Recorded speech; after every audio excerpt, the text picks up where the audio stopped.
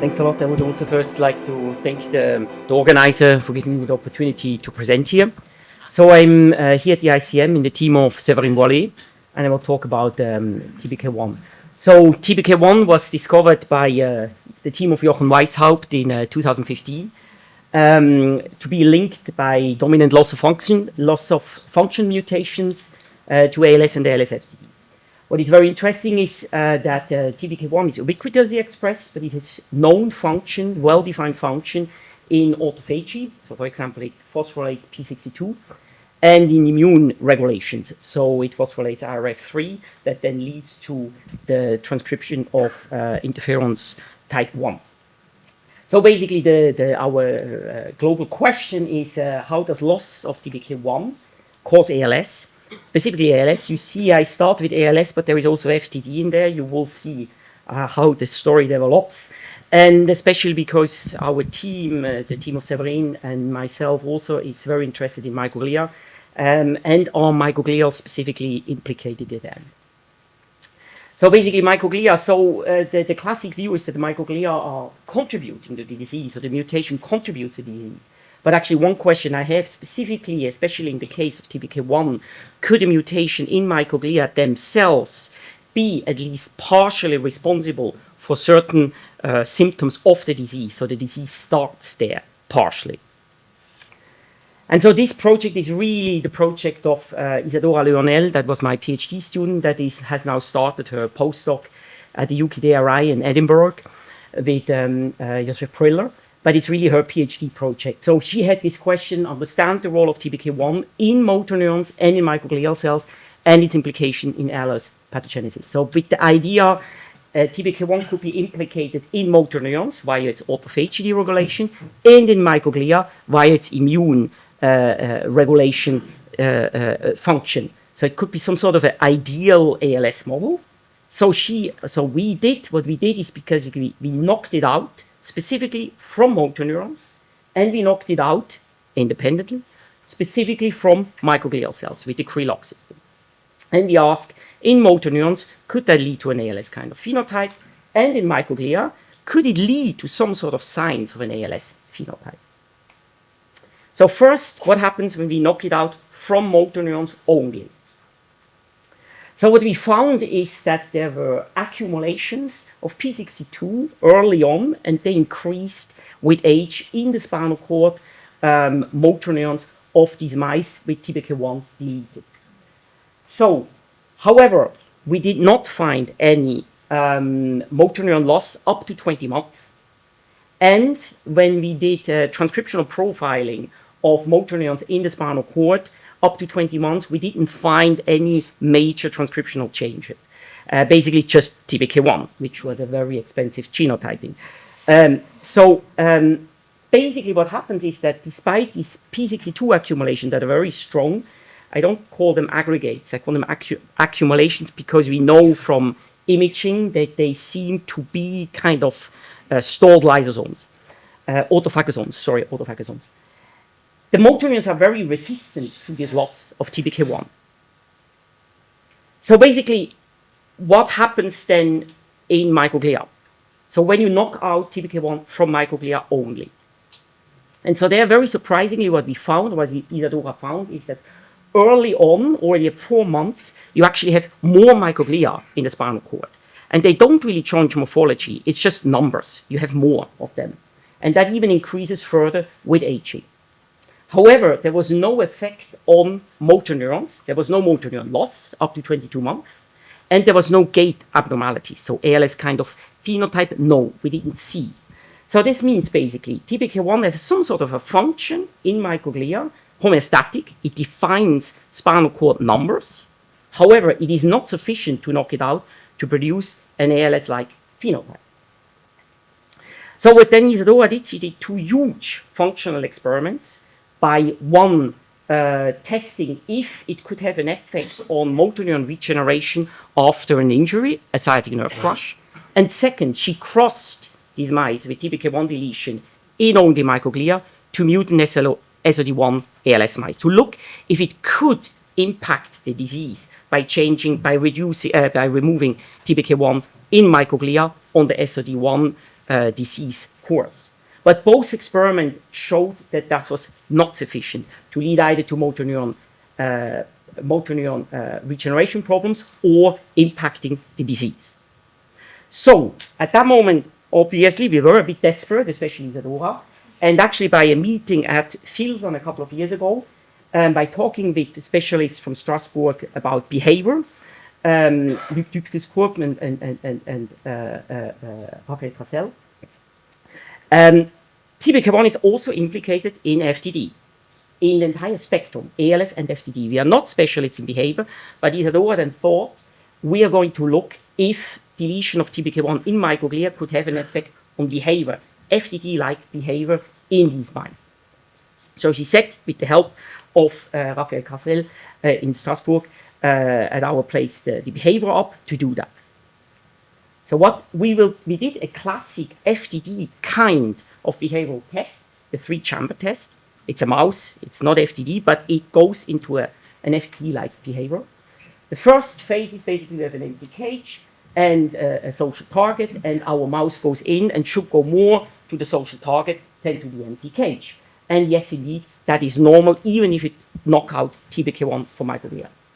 However, the second phase of the test is you add a second mouse in there, and now it should go to the second mouse and not to the one which already knows. And that was completely lost by the mice that the TBK1 deleted in microglia. And we call that, or it's called, a social recognition impairment or defect, which is a kind of FTD-like phenotype, at least in a mouse. And so what is very interesting here is that actually this happens in young mice at 4 months. And we get this social recognition deficit in these mice. And it's known from the literature that a normal black 6 mouse, when it gets aged, has exactly that phenotype. So basically our young mice with TBK1 deleted in only microglia have the same social defect like an old mouse. So it's basically an accelerated aging or an increase of this phenotype that is FTD-like. So then she tried to find out what actually is going on in the microglia. So she fact sorted microglia from the brain of young and aged mice with TBK1 deleted in microglia and did RNA-seq on it. And yes, indeed, we found quite a lot of changes in the knockout microglia, both in young and aged, even with overlap. And what was very interesting when we compared it to normal aging of microglia, there was an overlap. So basically, it's like the microglia that are knocked out for TBK1 seem to be like aged microglia, both at young and even more so, and also at aged. So you see that here also with the pathway analysis, you basically find the same pathways that are induced in aging microglia, also in the knockout microglia. Very strong in the young, a bit less in the aged. And the same thing is also true when you look at the individual genes, the DEX, you have the same phenotype, that the genes that go up also go up during normal aging in microglia. So basically the TBK1 deletion in young microglia induces an age-like pro-inflammatory signature. And that might be the cause of this social recognition deficit we measured. We did then a so-called meta-analysis that we tried to understand what kind of signature we really have. So we took several studies that looked at microglia in ALS mice, in tau mice, and in FTD mice, and tried to compare their microglial profile to our TBK1 knockout profile. And what we found basically a core set of 46 genes, we call that, and one in the center is TNF, and including with very major damage-associated microglial markers. So we think we have some sort of a core set of microglial genes that get induced in our knockout microglia that are similar to the ones that get induced during a real neurodegeneration that is really with strong inflammation. So we think it's a primed phenotype that is basically a common signature induced by typical knockout, aging, and neurodegeneration. Our is, of course, less strong than in full neurodegeneration. That's why I call it primed. This was in brain, but what we also did is, we did then also the same thing, the same fact sorting of microglia and RNA-seq in the spinal cord of TBK1 deleted microglia. And we saw again something very similar like in the brain microglia, but it was less strong. It was quite impressive. It was less genes, the pathways were less shifted. When we looked at individual genes, now remember the TNF that was in the core that we actually found. TNF gets induced only in the brain, in knockout microglia, but not in the spinal cord microglia. And the same thing is also true for P21, which is a senescence marker. So basically, the TBK1 knockout microglia in the brain are more shifted towards an aged phenotype and the primed phenotype than the TBK1 knockout microglia in the spinal cord, which might be a reason why we actually didn't see so much of a phenotype in the spinal cord versus the brain. That's a hypothesis. But where is this phenotype actually? Because we look in total brain. And so we were very surprised when we did immunos, classic immunos, and RNA scope for one of the major genes.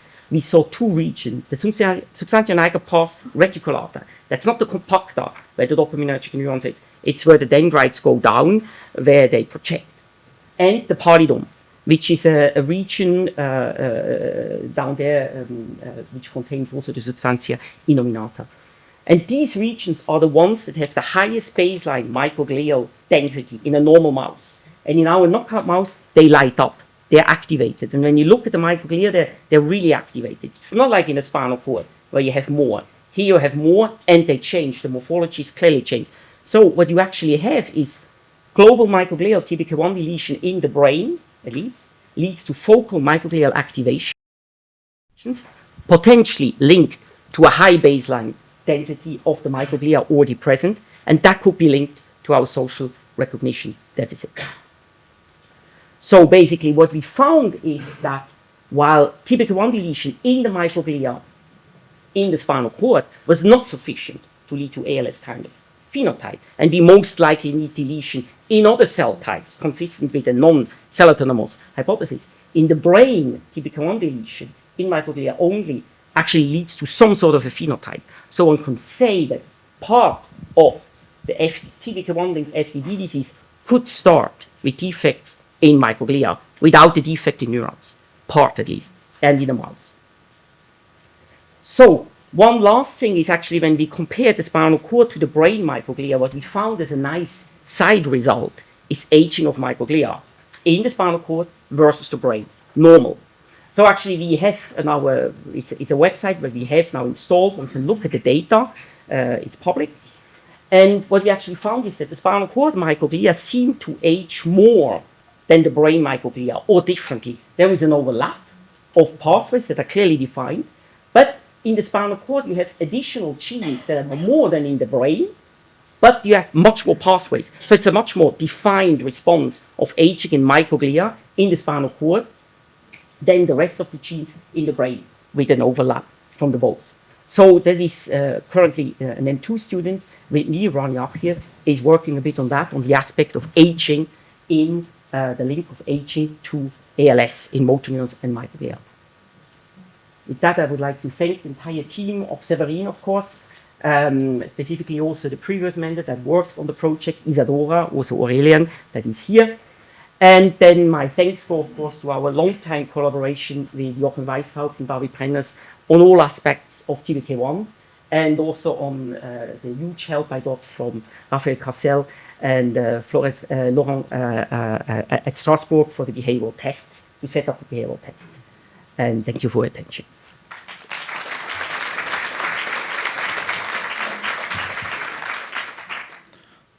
So thank you, and we still have time for questions.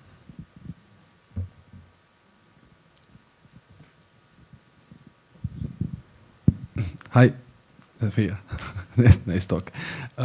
I'm just wondering about the type of microglia. You're saying that you have aging microglia. I was just wondering, what is the subtype of microglia you're seeing? Have you characterized them? Are they phagocytic microglia, activated microglia? What receptors do they express? Yeah. So I can do single cell. This is both. What I can say, the only thing I know for the moment is that it's very focal.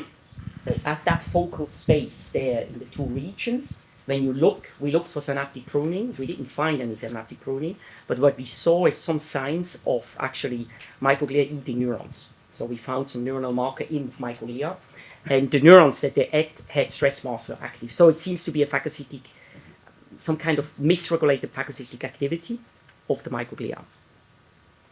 That's what I know.